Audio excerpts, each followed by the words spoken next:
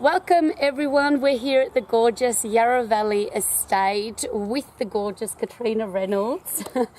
And as you can see here, if they're all in the frame, these guys over the last, say, 12 to 18 months have taken Yarra Valley Estate really to another level. So I wanted to set up an interview with Katrina and just to share how, why, what, when, all this journey began and how it came about. So if you could just do a little introduction about yourself, Katrina, like how it came about that you joined the team at Yarra Valley Estate. I've been in the hospitality industry for far too long. Yeah.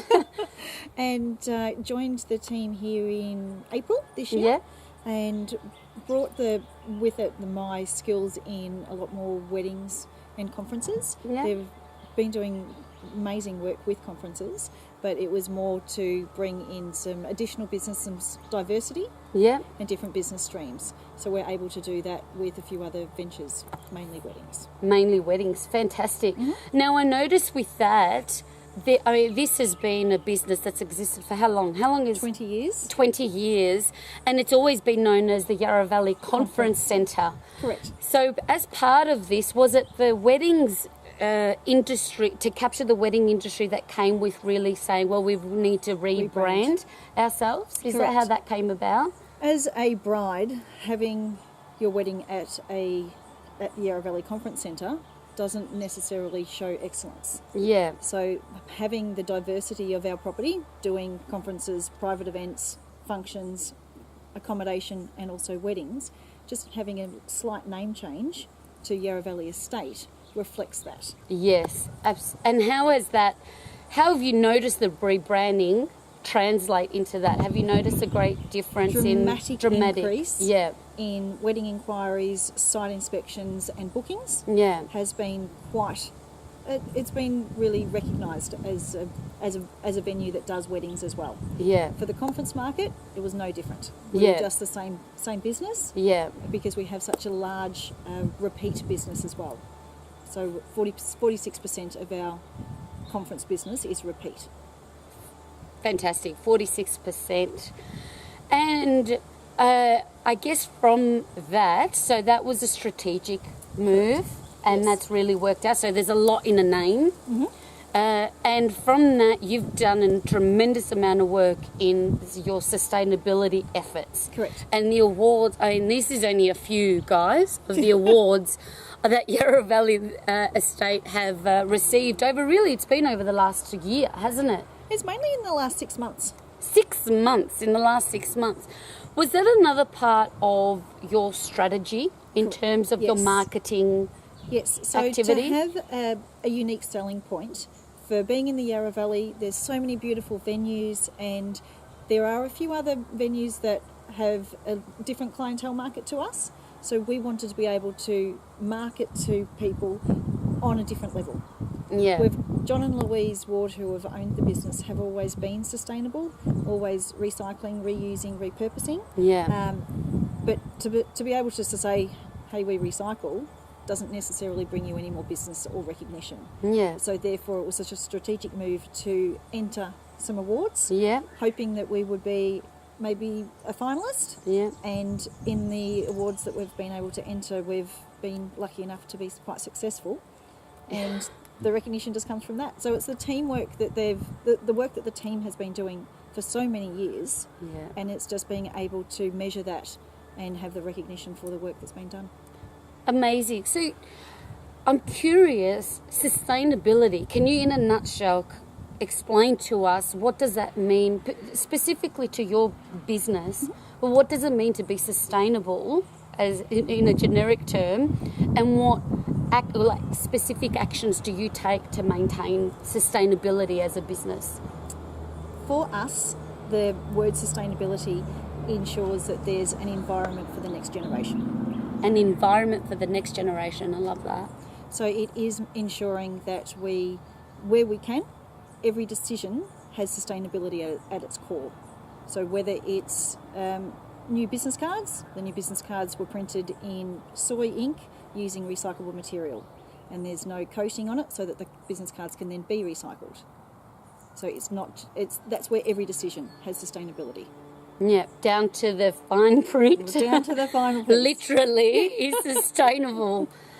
And there's also, it extends into your food too, doesn't it? Correct. Something, Yes. I mean, the last time, this was well over a year ago. That was a couple of years ago now. She was just so proud of her veggie garden. And she said she had literally just planted the seeds. Correct. Saying this is the vision.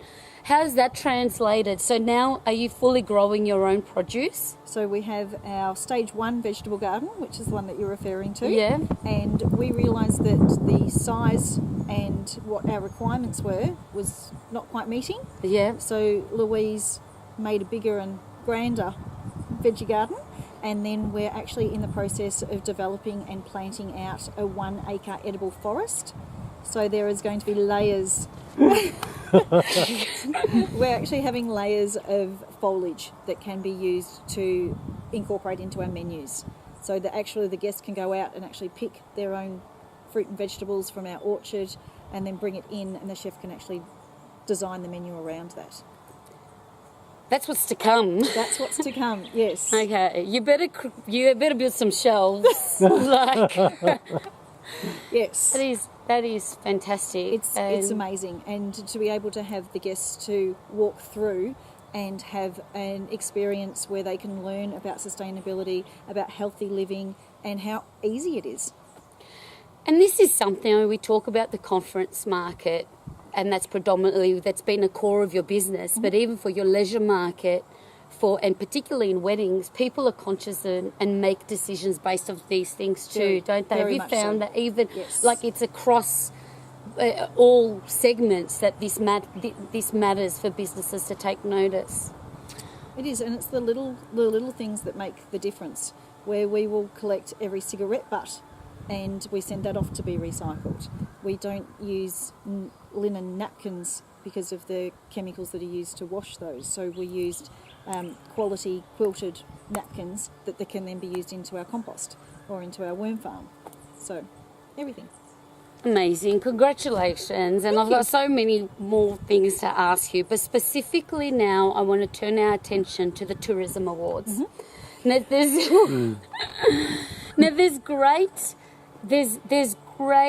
I want to say debate, but thought-provoking discussions happening about the value, the process, the learnings. And I wanted to know, you won, not one. I mean, it's mammoth work for one.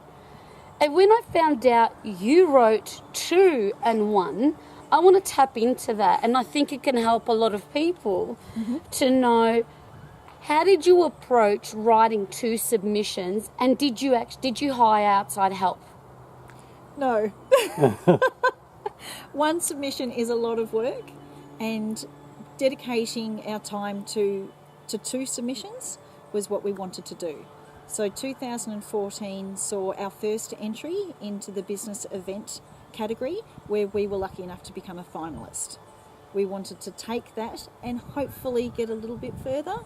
So we did enter that same category, but because sustainability is so much at our core, the Excellence in Sustainability Award, which was sponsored by Qantas, was another category that we wanted to try out for and do our application. And it just comes down to looking at each question and being able to answer the question and have a measurable impact. So for us, doing the submissions is about a reporting process so that we can actually measure our growth, see how much we have reduced our waste, what we've done with our electricity usage. So there's things like that for us which make it quite worthwhile for the team to see. And is that, for what I'm hearing, it's actually been a great process internally for your business? Correct. That had you not done the award, you wouldn't have this document or understanding of the importance. Correct. Yeah. Yes. And So the recognition that has come from winning and a Vic Tourism Award has been so far-reaching. It's amazing to see. It's quite humbling. wow, so even the aftermath as a branding and marketing tool, you found and it's been a month now. Literally, yeah, it's been a month.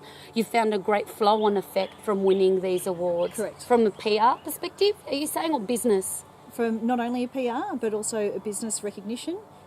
Shadow Tourism Minister contacts us to congratulate us for our awards, which is just an amazing opportunity. That's great. So for everyone that is, I think that is such a great story in itself to learn from, for other operators, small or big, that feel like Doesn't matter what size you are. Doesn't matter what size, it doesn't matter what budget, because there's proof here. She's done not one, but two. No one's silly enough to do two. Oh, but I mean, it's done now. So it gives. I was reading recently about that 4-mile run in a minute, and everyone thought it was impossible until one person did it, and now everyone smashes it. The barriers, The barriers have gone down. So I'd be interested to see if anyone else has even done that in the history of tourism awards. I don't know. I'm not sure. To win, I'll have to follow up on that one, and I want to talk your strategy and process to do that. Like, did you have a specific time frame that you gave yourself? Did you have, like, how did you tackle it? And because it's generally 5 questions that are broken down, and you try and do one question and then put it aside, come back to it so you can review it, and then go to the next question. So give yourself enough time to answer each question thoroughly and appropriately. Yeah. And then once the submission is complete, have a couple of people read over it, proofread it. Yeah. Because sometimes you do think that you're answering the same question Yes. and using the same information. So it's just get a response from the rest of the team that gives them involvement as well, and then you can submit. I definitely found that. That's a really important one. I thought it was a great team building exercise. It's a all-in victory, isn't it? When you... congrats again. I think there's I could talk to you about that for a long time.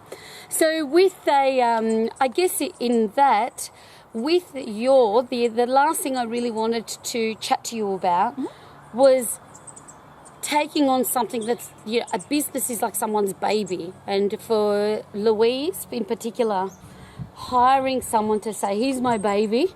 Take care of it. Take care of it and it. nourish it and let it grow to where you need to. How was that transition? Like, how has that been for you to come in and take things to the next level in such a short period of time? Because how long have you been? April. I started at the end of April. So it hasn't even been 12 months. Oh. Really, that is so great. The team that we have here is very passionate. They're very dedicated and they're very loyal. Yeah. And that just stems from the top. Yeah. So seeing Louise and John's passion, enthusiasm, excellence in customer service, and then that filters through to everybody. So you just have to accept that, take it on, and run with it. Love it. Well, I think that's a good point to end our conversation and finish on. Congratulations. Thank you for having me here. It's always a pleasure to come. It's like a little piece of paradise of nature. I mean, just apart from the chainsaw we can hear in the background. But, that's part of the tapestry, isn't it? It's congratulations Thank you very much. Thank you. Okay. Thanks, guys.